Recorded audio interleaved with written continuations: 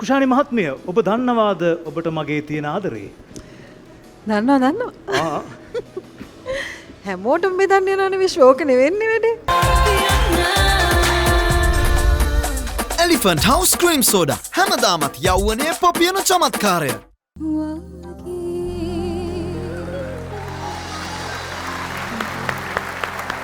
පහන්මි කඳනාරච්චි. කුෂානි මහත්මිය ඔබ දන්නවාද ඔබට මගේ තියෙන ආදරේ? දන්නවා.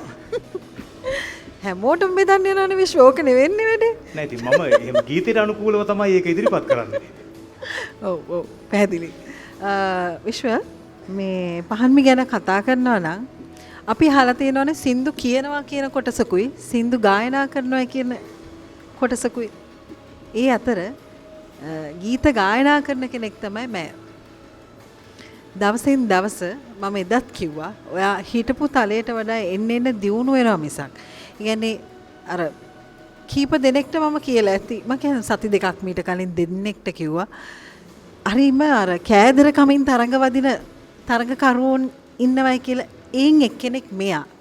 මෙයා ජීවත් වෙනවා ඒ ගීත ගායනා කරනකොට ඒ හැඟීමට අනුව. දැන් 100,000ක් මට දැනුණ අනිත් සියලු දෙනාම දක්ෂයි ගායනා කරපු. හැබැයි මට චුට්ටක් වැඩියෙන් දැනුණා දැන් මේ අපි දුක සම්බන්ධව ගායනා කරන ගීත වගේක් නෙමෙයි ගායනා කරන්නේ. හරිම ට්‍රීට්මන්ට් එක පහන්මි දුන්නා.